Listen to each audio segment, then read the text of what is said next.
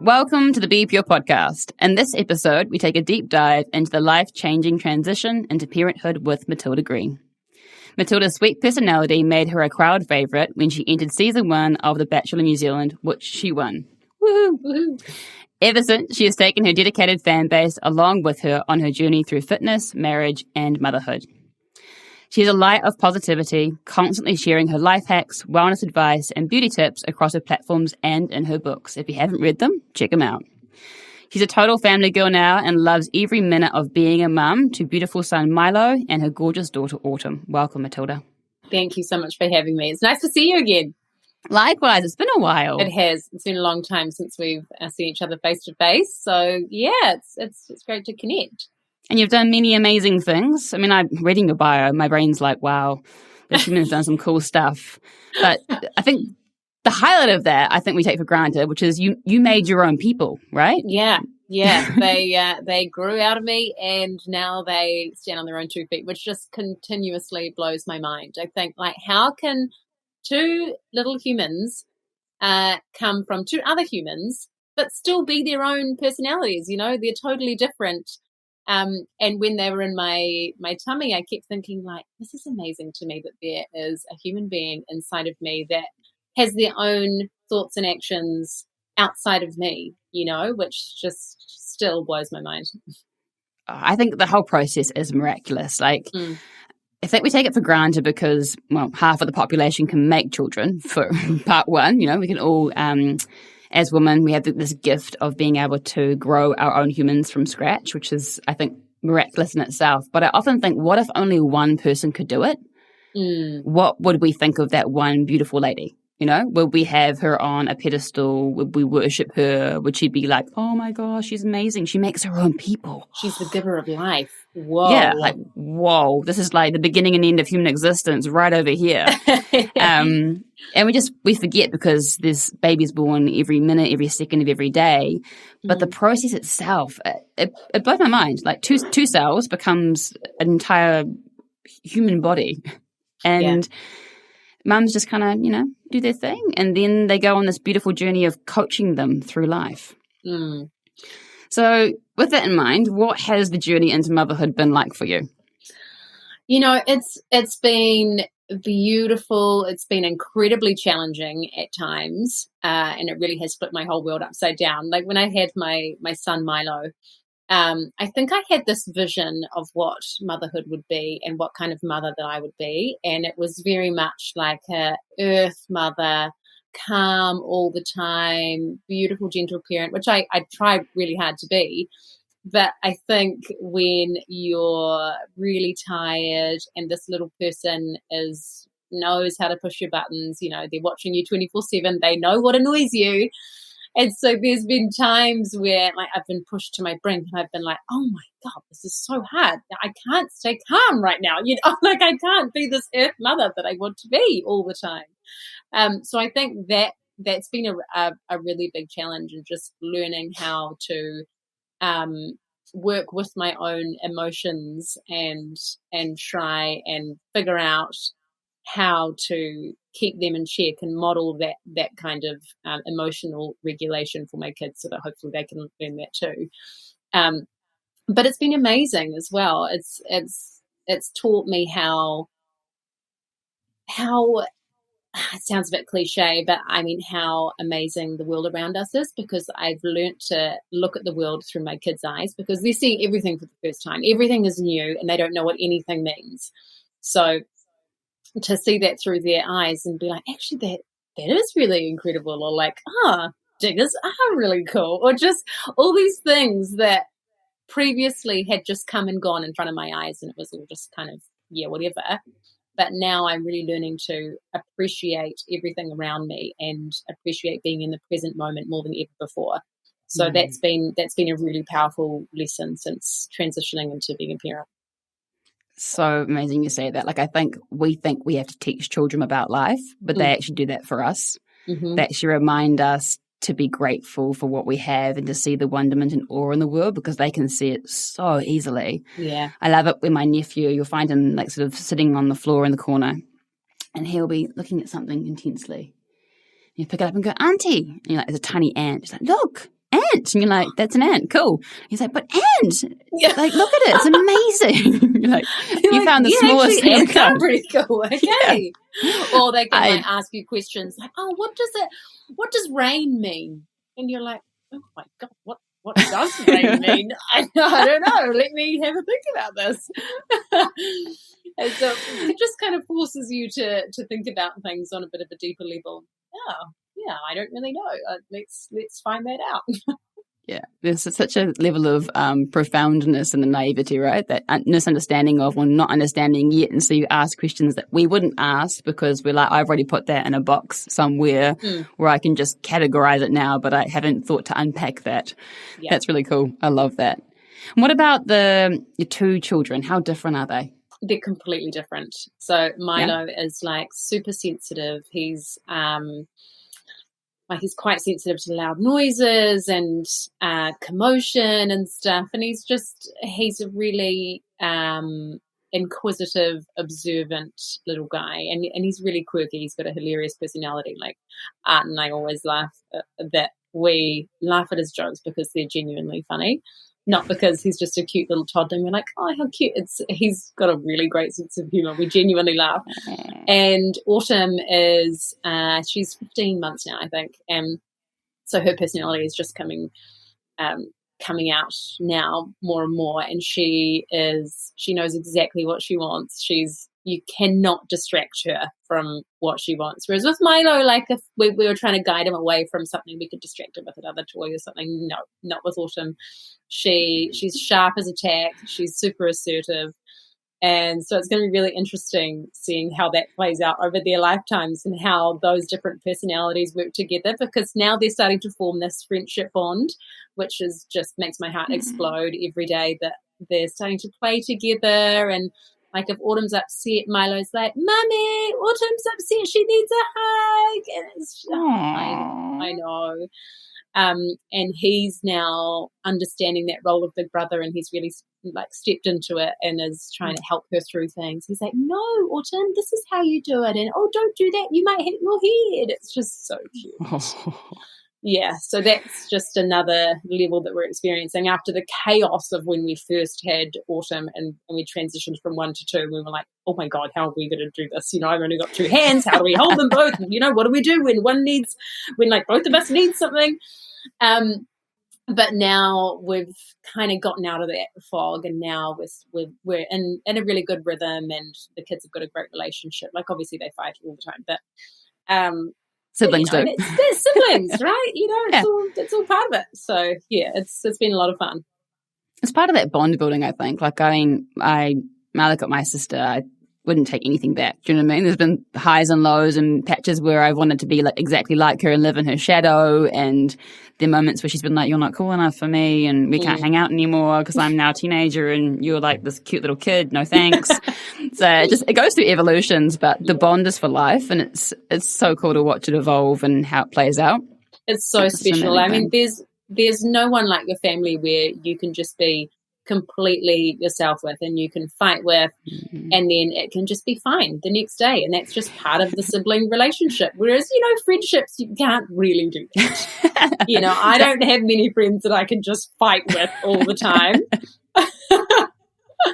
It's that unconditional component, right? That I'm the same bloodline as you, so we actually can't separate. It's just what we do. Yeah. What about your pregnancies? How different were they?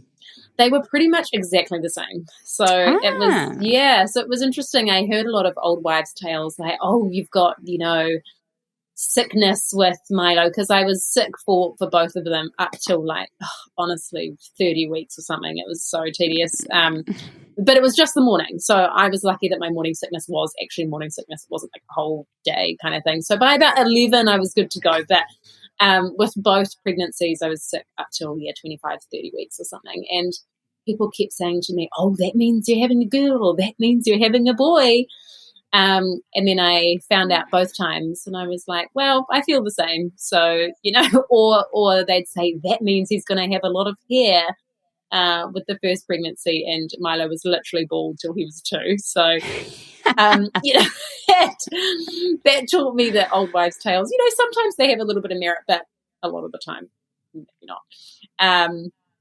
but So interesting. it's so interesting, but very similar pregnancies, and very similar births too. They were pretty much both exactly the same. Because you had home births, didn't you? Yes, yeah. I had a home birth for both, and they were just the best. I'm so happy that I was lucky enough to have home births for both.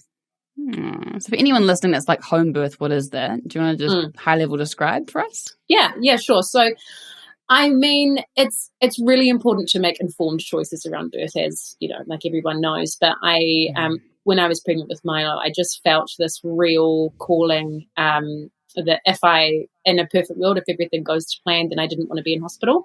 I just knew that I would feel, because I feel like it's where you feel the safest and most comfortable. And if that's a hospital for you around doctors, then by all means do that. Or for some women, that doesn't make them feel safe. Like, I didn't think that I would feel completely relaxed and comfortable in that environment.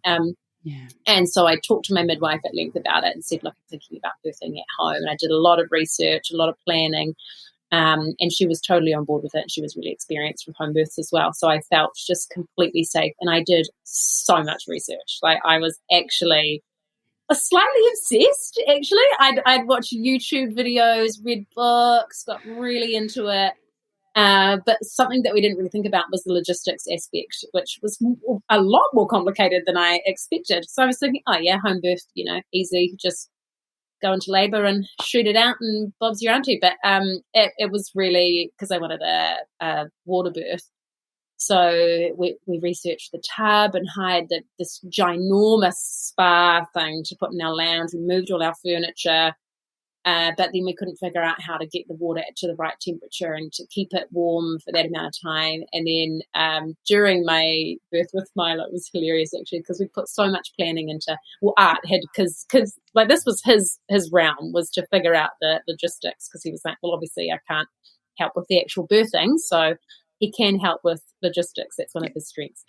And so yeah, we were in the throes of labour, getting ready, and we had just got the pool warm enough, and I really wanted to get in because I was right at the end of labour, but you don't want to get in the water too soon because it can slow labour down a little bit. So I wanted to wait until I was like, right, ready to have the baby. So I was just sitting on the couch staring at the pool, waiting to get into it, and then finally I could get into it, and we had a power cut.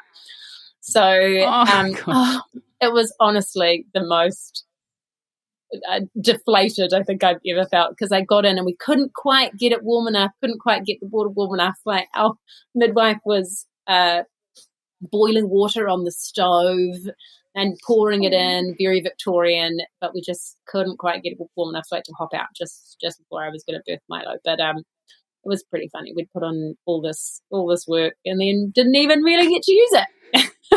So you had a practice run for the second round, right? Yes, yeah, exactly. And then second time round we could use the pool. So that was great. It's amazing how each journey is so different. Like, I love talking to my mum about the birth experience of my sister and I, and one of us took for ages, another was like, I'm here, let me out. Like, that's boom, amazing, mom. isn't it? Yeah. They just decide, I guess, when they're ready to come out, they're ready to come out. Did you have any differences in your labour times with the two babies? Both labour times were actually really similar. Both times I had a really long pre-labour. So with Milo, I had about a 2-day pre-labour, which was really, well, both times I had that, which was really difficult, just mentally and emotionally. I just felt really exhausted. Because I think I went into labour with Milo. I think it was the Friday afternoon or something. I started feeling a few little things. And I was like, that feels like a little cramp. I wonder if that's the start of it.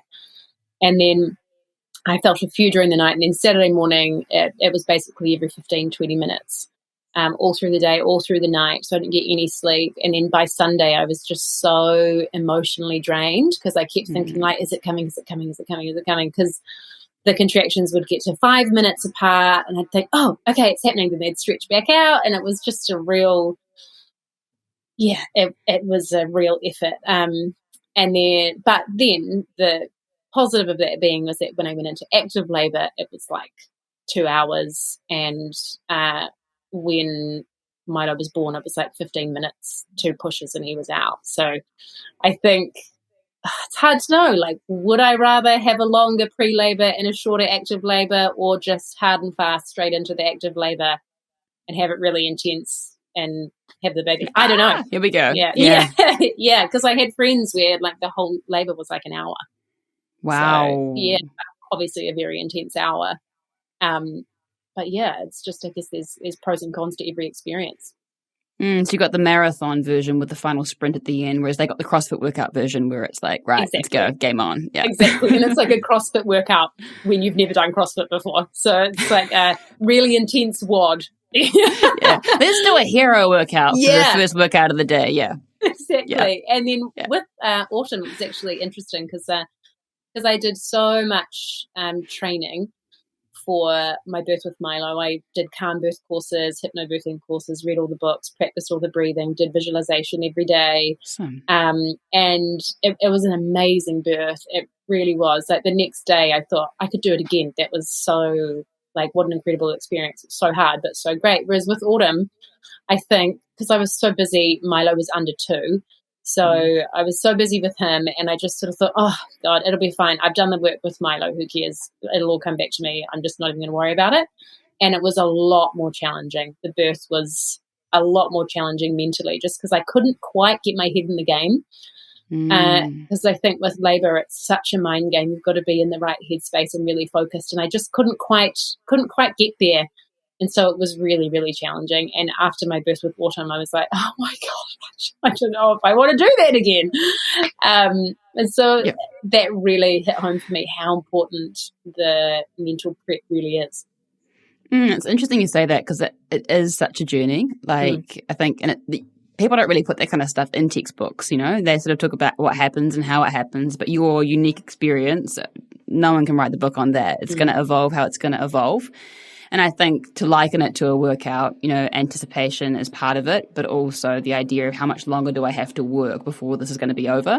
It's a whole unique combination of fear around what it's going to look like, what it's going to feel like, and then you get into it. You don't know how long it's going to be, what it's going to be like afterwards. Are you going to need any help or support surgically, medically, from family? Like, it's such a bespoke thing that there is an element of unknown, and the more you can be like, it's unknown, I'm just going to go on this journey and see what happens.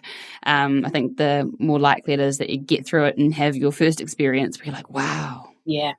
That was hard, but yes, you know. Yeah, but I achieved it and I did it. And like one thing I found a little bit frustrating was after I'd put in all this work for the home birth, like obviously things happen that are out of your control, you know, we all know that things can go wrong whether you're at home or in the hospital. But one thing that really grinded my gears a bit was people just constantly going, oh, you're so lucky that it all worked out. Oh, you're so lucky that, you know, like, you had such a great birth, like as if it was all luck. And I did find it a bit frustrating. So it was like, I worked really hard to have my home birth, you know. I put in a lot of training, and I felt like that was sort of taken away a little bit because of the narrative of like, we have no control over birth and whatever happens, happens. And like, to an extent that is true, but also we can have a little bit of power and how it goes for us, I think, totally. In terms of like preparation and training. So, yeah, that was something that I was a bit like, just kind of grinded my gears a little bit. Like, well, yeah, but, you know, I also tried hard. I worked my butt off for that. Thank you very much. Totally. And I think... Totally. And I think that's the thing about pregnancy. Like, we look at it as this mystical thing that women just do. And your journey is your journey and you have no control over that. But I know from working with people in clinic going through their pregnancy journey that the healthier they are leading into the pregnancy, the smoother the ride. Yeah. And I mean, like, I have to acknowledge that I'm incredibly privileged that I have the knowledge and the means that I have, you know, like I have knowledge around how to keep my body and my mind healthy, and I have the means, which, you know, not everybody has that, but I think we really need to change the narrative around pregnancy, because it has been, well, within the last 50 years or whatever, it has been like, oh, it's the one time you can eat whatever you like and you can, you know, treat yourself, eating for two, all of that stuff. And I think it's really important that we change that narrative, and no, this is not the time to, let everything go and eat as badly as you can. It's a time to try and look after yourself even more. Obviously, it's really hard when you feel like crap and you're really tired and you're sick. And I mean, like having a salad, greens is like the last thing you possibly feel like. I ate a lot of sandwiches. I'm certainly not perfect. I had this weird craving for cafe sandwiches. Like, those,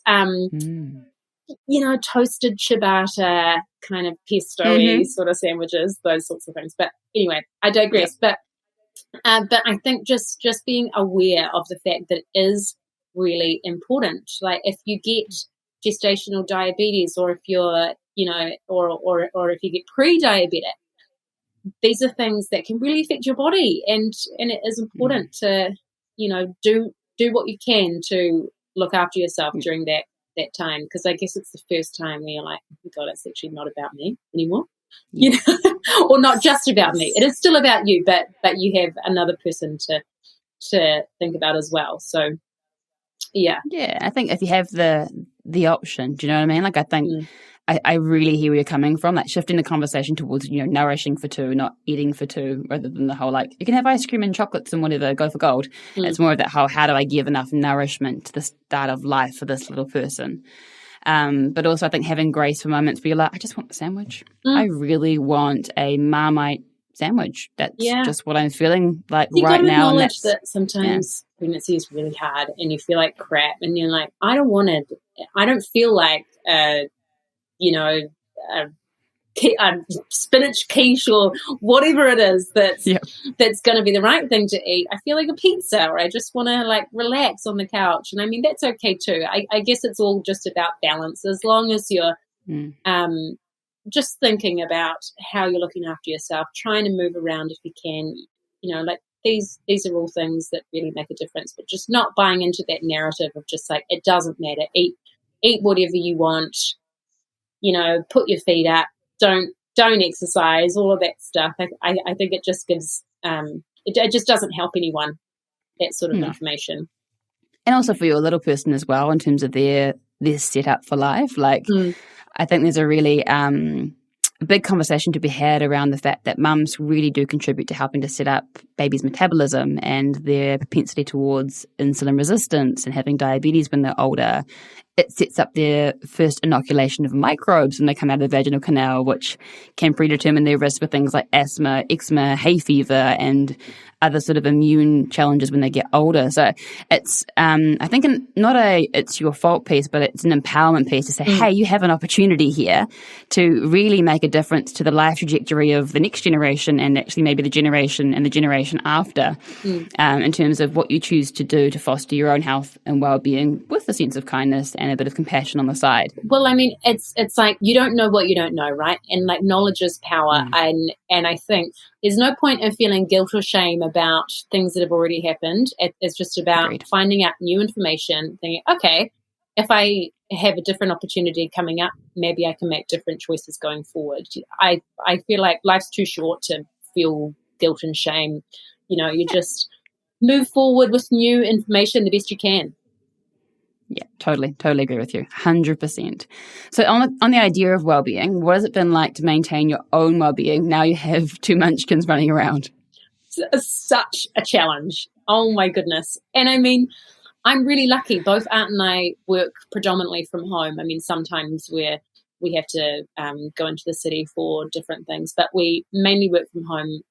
The kids are in daycare a couple of days a week, so they're home with us a lot of the time. But and even then, it's really hard to fit exercise and that kind of self-care into everyday life. But I really try and prioritize it, and I've only really learned it within the last maybe 6 months or so.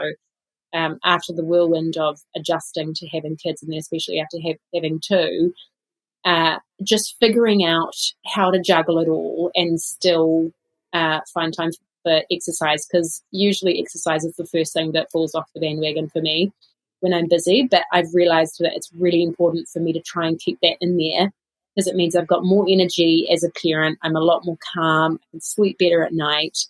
and it all just feeds into each other. So now if I can prioritize even just something every day, some form of movement, whether it's like going for a walk with the kids, if I can fit in a gym session or a little jog or something, just something where I can remain consistent, or even just stretching. Like if the kids are playing and I can just do a really good 20-minute stretch session with them playing around me, all of that just makes such a difference. And fitting in my meditations.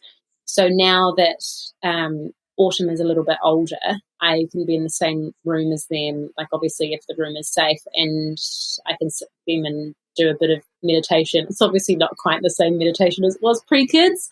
It's a little more chaotic. But things like that I've realized are just really important for my everyday well-being, especially because, some days it can feel a little bit groundhoggy with little kids, especially this winter. There's been a lot of rain. The kids have been sick just a lot. So there's been a lot of days where it's been like, oh my God, this is feeling quite full on. So the movement and the meditation play a huge aspect in my mental health. Yeah, it's good to have those non-negotiables, right? Those things that really help to keep us grounded and like feeling like we can cope with things. And I think exercise and mindfulness are really simple tools when you can make space or find time to do them. And they're free, yeah. And whatever they look like. Do you know what I mean? Like meditation, I think we always think sitting on a rock, kumbaya in the tree woods. Like it's sort of the visual that comes to mind when you think meditation. But there's so many ways that you can be in a meditative state. And I think what you found is another level of meditation for yourself with kids in and around you, which is impressive, to say the least. But I think it just opens your doors to there's no one way to do things or one way to do health, and it's being able to explore the tools that you have accessible to yourself at the time and what works for you in the moment. Yeah. And I think what you're using now is not what you're going to use going forward. It'll be another evolution and another evolution and another evolution as you go through stages of motherhood and your own life. Yeah, exactly. Every stage is like a different season, and at the moment, and I always talk about this when, I don't know, say there's like a big event on or something, and we're like, oh, it's just going to be too hard to go. We can't make it with kids or whatever.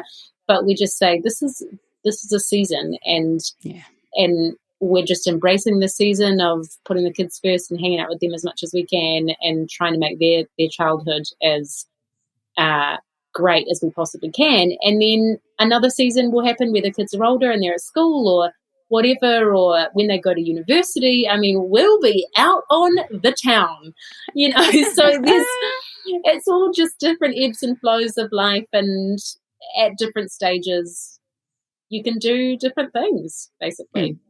Totally. It's figuring out what works for you as well, I think. Like it's, I've seen people parent so many different ways, and I even say that from talking to friends, different upbringings. You're like, your parents did what? Wow. That's cool. Or they did what? Like, it was in the 80s. You're like, oh my God. How do those kids survive? They're pretty resilient, right?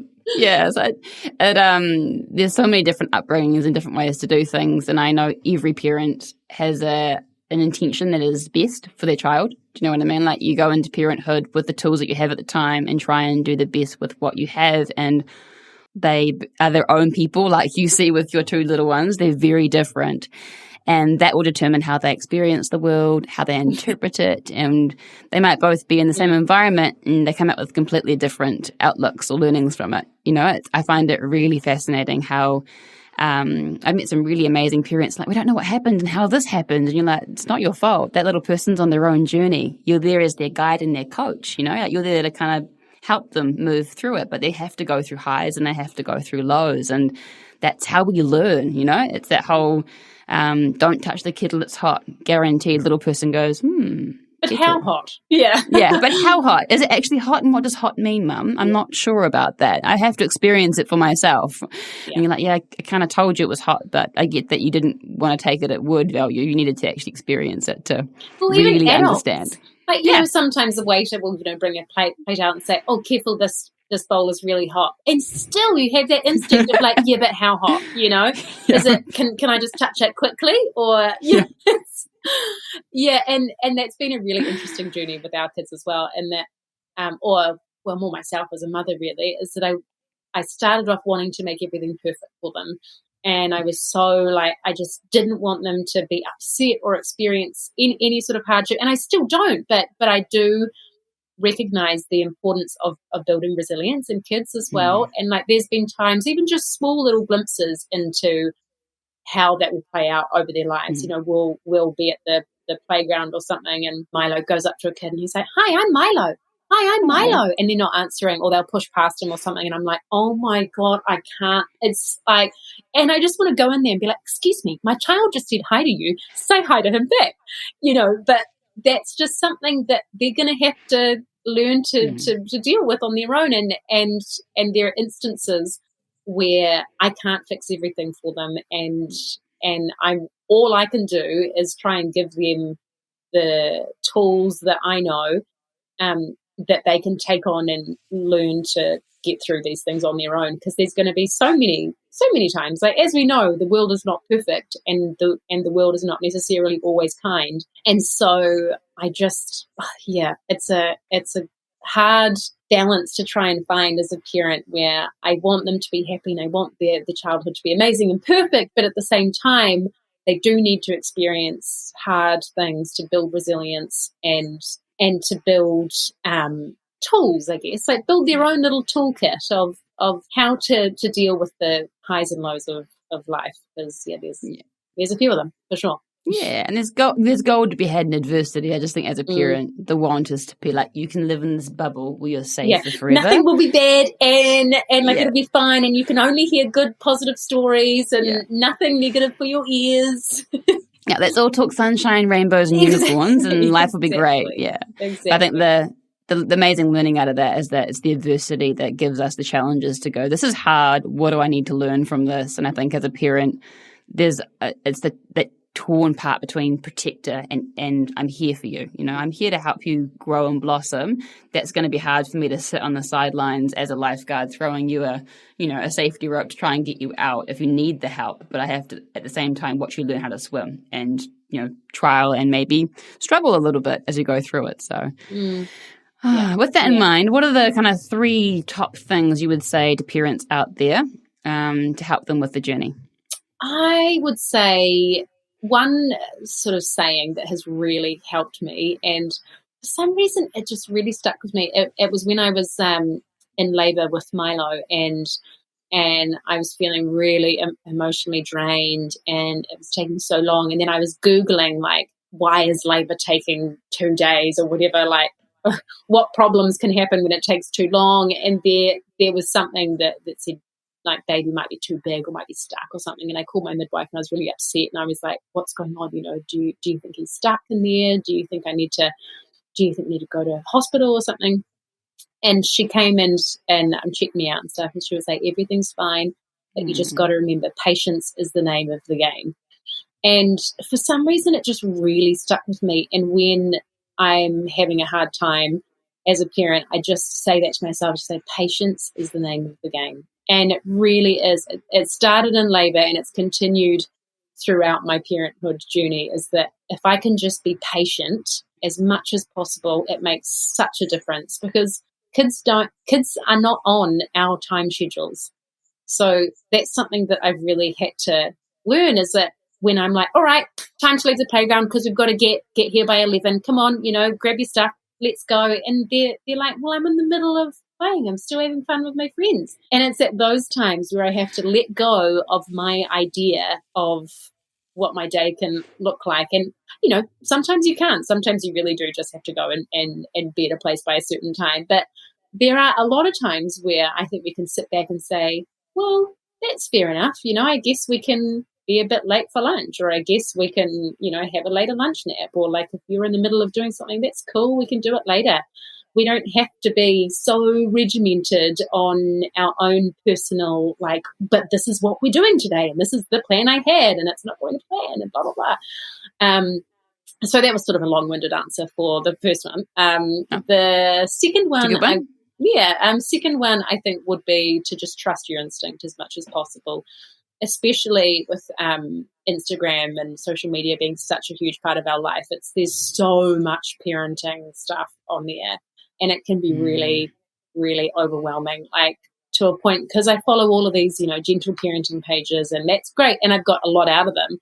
But sometimes I find myself being a little bit too much, like I'm following those things too much, like if Milo's doing something and I'm saying, oh, careful, be careful. And then I'm thinking, oh, no, I shouldn't say that because that's like undermining his sense of, and it's like, we can just, I don't want to think too much about how I'm talking to my kids. I want to be able to just speak to them from the heart and just not be so caught up in exactly what I should be saying to them. And like, I'm not going to ruin them if I say careful when he's doing something silly or like, so I think just respecting your instinct, and if you love your child and you respect them as a human being, not just a child, I don't think you can go too far wrong, Mm-mm. No, I agree. Take it with a grain of salt. Take it with a grain of salt, totally. Take what you want from it, but don't get too caught up in it, I think. Love it. And the third thing is it might feel like you've lost your identity a little bit in the early days, but you'll get it back, and you might find this new sense of identity that you didn't know you had. You might find new interests, new hobbies, and that's cool too. It's all part of the evolution of being human. I think we get a bit lost in the role of like mother or parent or whatever. But that's, again, as we were saying, it's just part of the season, and then eventually you'll come out the other side and you might be a new version of the old you, and that's just something to embrace. Totally. And I think it's that whole you first, role second. Do you know, it's sort of the understanding of I am a human, I am me, and I'm on my own journey, and I'm getting to gift this part of the journey to somebody else as well, but I'm still me. And I really resonate. Mums often lose that and think I'm a mother, this is the role I have to play, and you're like, well, yeah and no. You can still be you and a mum side by side. I love that. So patience, take the information as you need it, and then finally you do you and go through the seasons as you need to. It has been such a treat to talk to you today, Matilda. Thank you so much for sharing your journey, your wisdom, and your compassion. It's been really beautiful. Oh, thank you so much for having me. I loved our chat. Yeah, likewise. We'll see you again soon, hopefully. Yes.